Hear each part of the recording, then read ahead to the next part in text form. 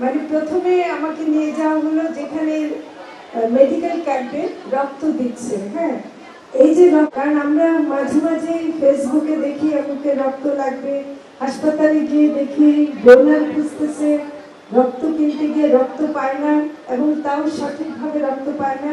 সেই কারণে এরকম যে রক্তদানের যে ক্যাম্প করা হয়েছে, এটা কিন্তু এই আয়োজনের একটা অত্যন্ত গুরুত্বপূর্ণ এবং মানবিক দিক। এটা আমি মনে করি যে সাংঘাতিক ভালো একটা আয়োজন।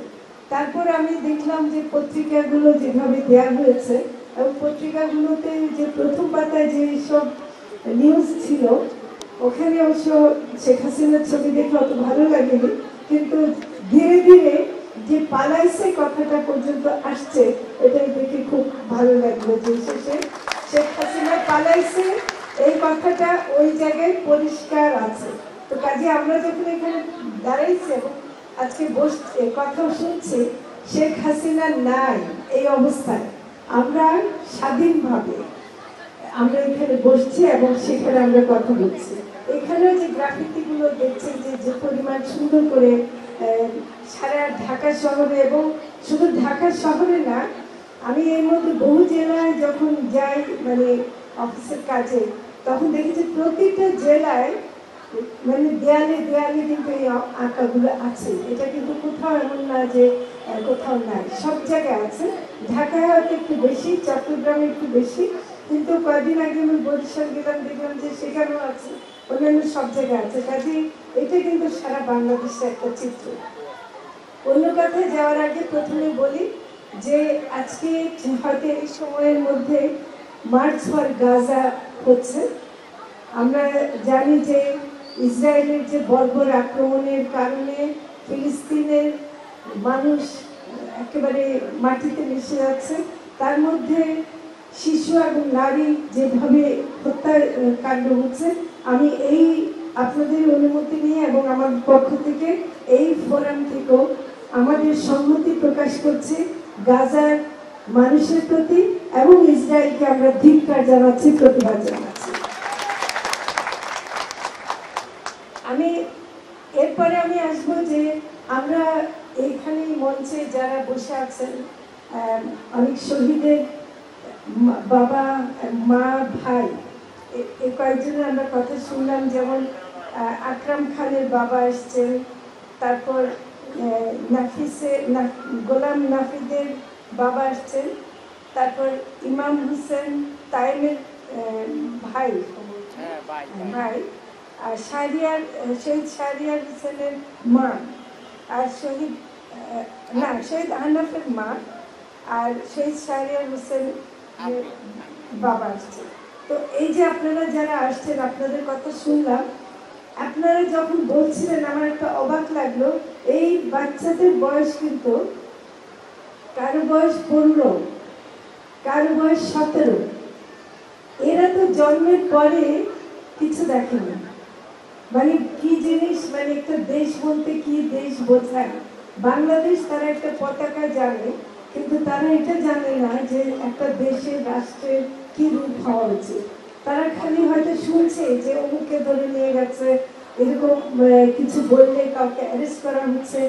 এই ছোট্ট মানুষগুলোর মধ্যেও কিন্তু এই ব্যাপারটা ছিল, নাহলে ওরা রাস্তায় গেল কেন? ওদেরকে তো কেউ অর্গানাইজ করে পাঠায়নি। ওরা কি জানতো যে এক পর্যায়ে শেখ হাসিনা পালাবে বা থাকবে না? কিন্তু ওরা তো গুলি হচ্ছে জেনেও বাইরে গেছে। আমার যতবার ওদের কথা শুনি, এমনকি আহতদের কথা শুনি, আমি অবাক হয়ে যাই। আমি শুধু আজকে ওদের না, আরো অনেক জায়গায় গিয়ে আমি শহীদ পরিবারের সাথে কথা বলেছি, তাদের বাসায় গেছি। আমার অবাক লাগে যে তারা যে গেছে, তারা কিন্তু কোনো প্ল্যান তো, কেউ তো তাদেরকে ওভাবে ডাকে নাই যে তুমি আসলে এটা পাবা, এটা হবে, অবশ্যই কিছু পরিবর্তন হবে, এটা তো তারা জানতো না। শেখ হাসিনা যে কি পরিমাণ নিষ্ঠুর এবং হত্যাকারী, সেটাই বরং তারা বেশি দেখেছে। সেখানে এই বাচ্চাগুলো যে রাস্তায় বেরিয়ে গেছে, নিজের জান দিয়েছে। আমরা যারা অন্তর্বর্তীকালীন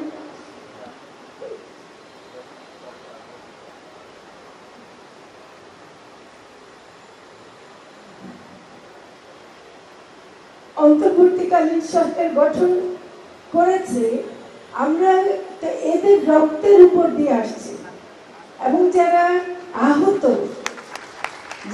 আহত এখনো বাড়ি ঘরে কাতরাচ্ছেন কিংবা হাসপাতালে আছেন, কারো হাত নাই, কারো পা নাই, কারো চোখ নাই, একেবারে জলজান্ত তরুণ প্রাণগুলো যে একদিন আগেও দুনিয়া দেখতো, তার সামনে দুনিয়াটা অন্ধকার, এরকম মানুষগুলো।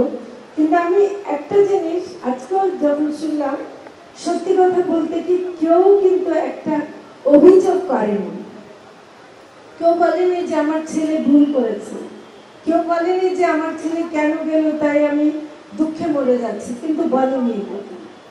এটি কিন্তু খুব খেয়াল করার বিষয় যে ওরা কিন্তু একবারও বলেনি, যারা আহত হয়েছে তারাও কিন্তু একবারও বলেনি যে আমরা ভুল করেছিলাম গিয়ে।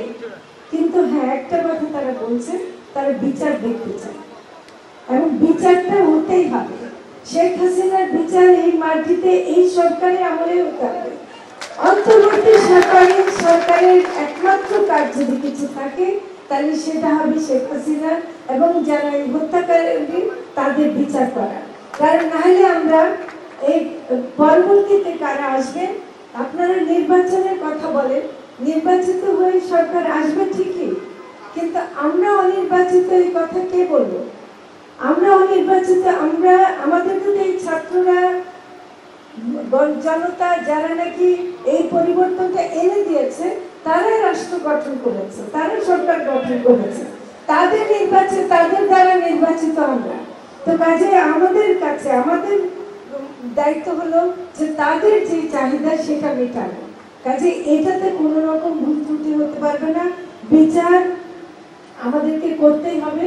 কারণ আমি যতবার ওদের কথা শুনি ততবারই আমার মনে হয় যে এটা আমাদেরকে বারে বারে একটু প্রতিজ্ঞার মতো নিতে হবে যে বিচার যদি না হয় তাহলে এই শহীদ পরিবারের যাদের সন্তান কবরের মধ্যে আছে আর যাদের মা বাবা বেঁচে থেকেও নাই, ওরা যে বললো যে ওদের কিন্তু ঈদ হয়নি, ওরা কিন্তু কোনো রোজা ইফতার করেনি, আমি অনেকের কাছে গেছি, আমরা কিন্তু ওদের পরিবারের কবে হাসি দেখবো আমরা জানি না, কিন্তু বিচার যদি হয় ওরা অন্তত শান্তি পাবে। এটা আমি এটা আমার দিক থেকে এবং আমাদের অন্তর্বর্তীকালীন সরকারেরও একটা বড় দিক হলো, তারা কিন্তু যখনই শহীদ পরিবারের কথা উঠে, আমি ওইসব উল্লেখ করতে যাচ্ছি না যে কত টাকা সহায়তা দিচ্ছে বা কি দিচ্ছে, কারণ এগুলো টাকা দিয়ে পরিমাপ করা যায় না। অবশ্যই সরকার এটা নিয়ে করবে, যা যা দায়িত্ব নিতে হয় করবে। এখানেও গাফিলতি যদি কিছু হয় সেটা আপনারা ধরিয়ে দেবেন, সেটা কিন্তু আমরা অবশ্যই করব। এখন আমি আসি মাজারের প্রশ্নে।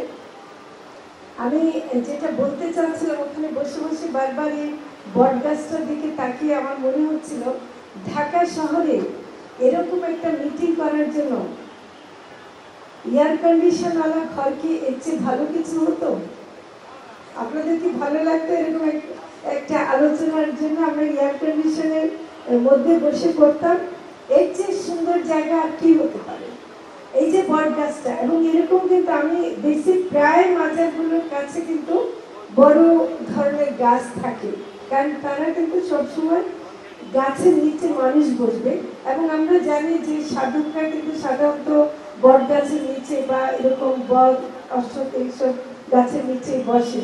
তো কাজে এটা কিন্তু বট গাছটা একটা ভাবুক গাছ, এটা মানে ভাবের গাছ, এটা খুব সাধারণ গাছ না। তো কাজে এটা কিন্তু আমরা এখানে পেয়েছি। এবং আমি এটাও খোঁজ নিলাম এজাজের কাছে যে এখানে কোনো পুকুর আছে কিনা, যেটা এজাজ বললেন যে এখানে পুকুর আছে। আমি বিভিন্ন মাজারে, যেমন হযরত শাহজালালের মাজারে যদি যান, হযরত শাহপরানের মাজারে যদি যান, খুলনায় খান জাহান আলী মাজারে যান, সব জায়গায় একটা জিনিস কমন, যে পুকুর থাকে।